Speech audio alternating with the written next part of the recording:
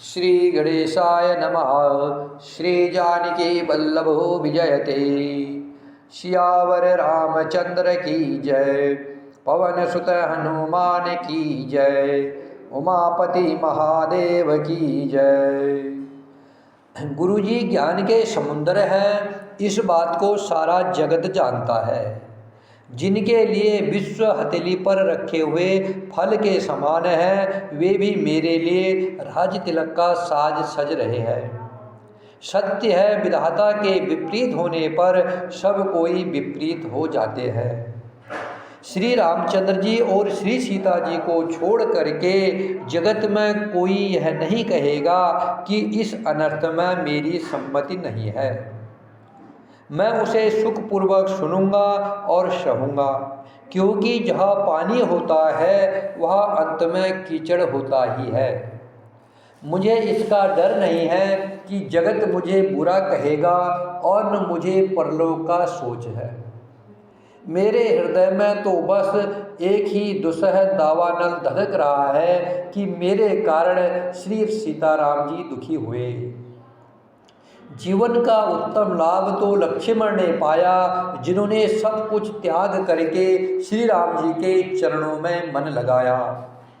मेरा जन्म तो श्री राम जी के वनवास के लिए हुआ था। मैं अभागा झूठ मूठ क्यों पछता रहा हूँ। सबको सिर झुका करके मैं अपनी दारुण दीनता कहता हूँ, श्री रघुनाथ जी के चरणों के दर्शन किए बिना मेरे जी की जलन नहीं जाएगी। मुझे दूसरा कोई उपाय नहीं सूझता है। श्री राम जी के बिना मेरे हृदय की बात कौन जान सकता है।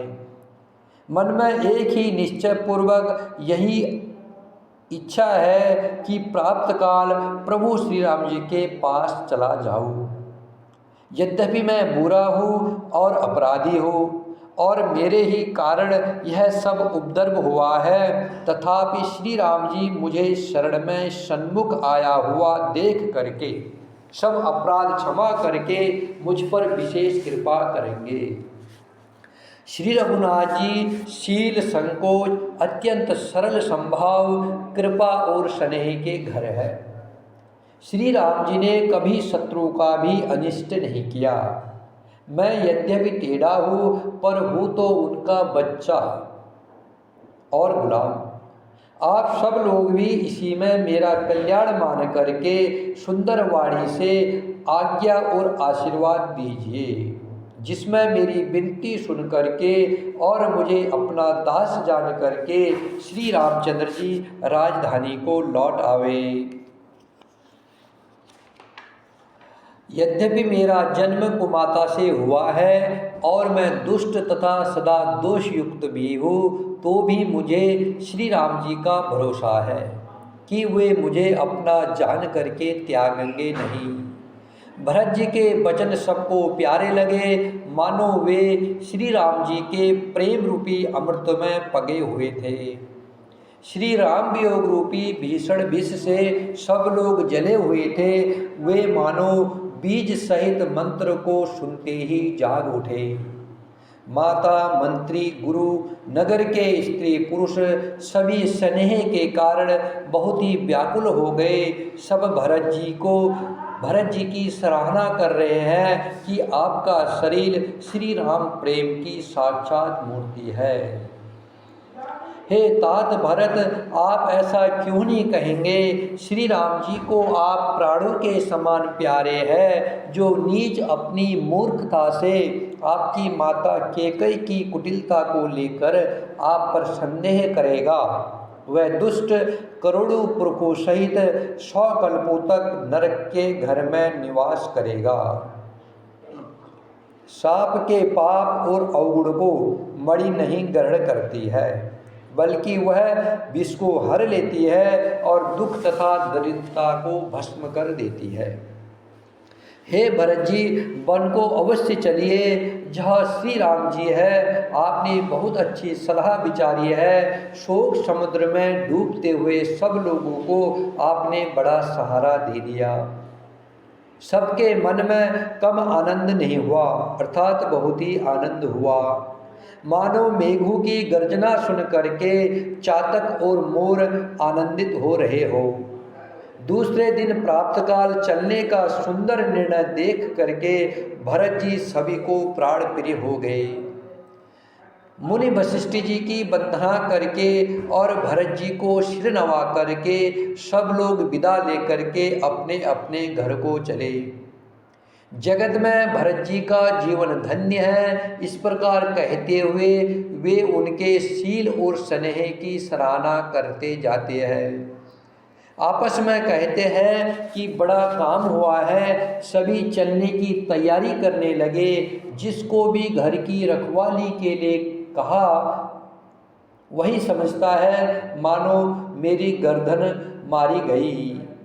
कोई कोई कहते हैं रहने के लिए किसी को भी मत कहो, जगत में जीवन का लाभ कौन नहीं चाहता है। वह संपत्ति, घर, सुख, मित्र, माता पिता, भाई जल जाए, जो श्री राम जी के चरणों के सम्मुख होने में हंसते हुए प्रशंसा पूर्वक सहायता न करे। घर घर लोग अनेकों प्रकार की सवारियां सजा रहे हैं, हृदय में बड़ा हर्ष है कि सवेरे चलना है। भरत जी ने घर जाकर के विचार किया कि नगर, घोड़े, हाथी, महल, खजाना आदि सारी संपत्ति श्री राम जी की है। यदि उसकी रक्षा की व्यवस्था किए बिना उसे ऐसे ही छोड़ करके चल दूँ तो परिणाम में मेरी भलाई नहीं है, क्योंकि स्वामी का द्रोह सब पापों में श्रेष्ठ है। सेवक वही है जो स्वामी का हित करे, चाहे कोई करोड़ों दोष क्यों नहीं दे। भरत जी ने ऐसा विचार करके ऐसे विश्वास पात्र सेवक को बुलाया जो कभी स्वप्न में भी अपने धर्म से नहीं डिगे थे। भरत जी ने उनको सब भेद समझा करके फिर उत्तम धर्म बतलाया और जो जिस योग्य था उसे उसी काम पर नियुक्त कर दिया। सब व्यवस्था करके रक्षकों को रख करके भरत जी राजमाता कौशल्या के पास गए। स्नेह के सुजान, प्रेम के तत्व को जानने वाले भरत जी ने सब माताओं को दुखी जान करके उनके लिए पालकियाँ तैयार करने तथा सुखासन सजाने के लिए कहा। नगर के नर नारी चकवे चकवी की भांति हृदय में अत्यंत आर्द्र होकर के प्राप्त काल का होना चाहते हैं। सब यही चाह रहे हैं कि कितनी जल्दी सुबह हो जाए। सारी रात जागते जागते सवेरा हो गया। तब भरत जी ने चतुर मंत्रियों को बुलवाया और कहा, तिलक का सब सामान ले चलो, वन में ही मुनि वशिष्ठ जी श्री राम जी को राज्य देंगे, जल्दी चलो। यह सुनकर के मंत्रियों ने वंदना की और तुरंत घोड़े, रथ और हाथी सजवा दिए। सबसे पहले मुनिराज वशिष्ठ जी अरुंधवती और अग्निहोत्र की सब सामग्री सहित रथ पर सवार होकर के चले। फिर ब्राह्मणों के समूह जो सब के सब तपस्या और तेज के भंडार थे, अनेक सवारियों पर चढ़ करके चले।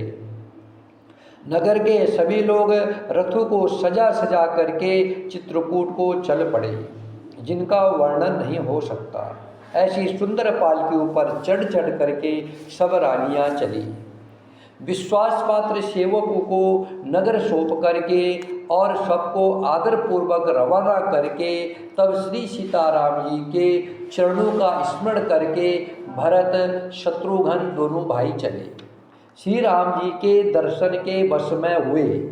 दर्शन की अनन्य लालसा से सब नर नारी ऐसे चले मानो प्यासे हाथी हथनी जल को तक करके बड़ी तेजी से बावले से हुए जा रहे हो। श्री सीताराम जी सब सुखों को छोड़ करके वन में है। मन में ऐसा विचार करके छोटे भाई शत्रुघ्न जी सहित भरत जी पैदल ही चले जा रहे हैं। उनका स्नेह देख करके लोग प्रेम में मग्न हो गए और सब घोड़े, हाथी, रथों को छोड़ करके उनसे उतरकर पैदल चलने लगे। तब श्री रामचंद्र जी की माता कौशल्या जी भरत जी के पास जा करके और अपनी पालकी उनके समीप खड़ी करके कोमलवाणी से बोली, हे बेटा, माता बलैया लेती है, तुम रथ पर चढ़ जाओ, नहीं तो सारा प्यारा परिवार दुखी हो जाएगा। तुम्हारे पैदल चलने से सभी लोग पैदल चलेंगे, शोक के मारे सब दुबले हो रहे हैं, पैदल रास्ते के योग्य नहीं हैं, पैदल चलने के योग्य नहीं हैं। माता की आज्ञा को सिर चढ़ा करके और उनके चरणों में सिर नवा करके दोनों भाई रथ पर चढ़कर चलने लगे। पहले दिन तमसा पर वास करके दूसरा मुकाम गोमती के तीर पर किया। कोई दूध ही पीते हैं, कोई फलाहार करते हैं और कुछ लोग रात को एक ही बार भोजन करते हैं। भूषण और भोग विलास को छोड़ करके सब लोग श्री रामचंद्र जी के लिए नियम और व्रत करते हैं। रात भर सई नदी के तीर पर निवास करके सवेरे वहाँ से चल दिए और सब श्रृंगेरपुर के समीप जा पहुँचे। निषाद राज ने सब समाचार सुने तो वह दुखी होकर के हृदय में विचार करने लगे, क्या कारण है जो भरत वन को जा रहे हैं। मन में कुछ कपट भाव अवश्य है, यदि मन में कुटिलता न होती तो साथ में सेना क्यों ले चले हैं। समझते हैं कि छोटे भाई लक्ष्मण जी सहित श्री राम को मार करके सुख से निष्कंटक राज्य करूँगा। भरत ने हृदय में राजनीति को स्थान नहीं दिया, राजनीति का विचार नहीं किया।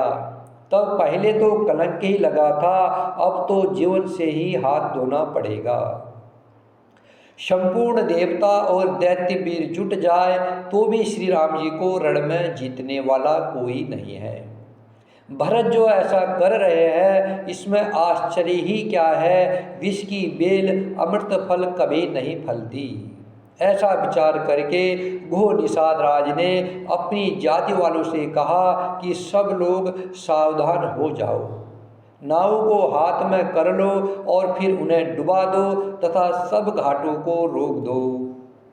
श्री राम जय राम जय जय राम, श्री राम जय राम जय जय राम, श्री राम जय राम जय जय राम, श्री राम जय राम जय जय राम, श्री राम जय राम जय जय राम, श्री राम जय राम जय जय राम, श्री राम जय राम जय जय राम, श्री राम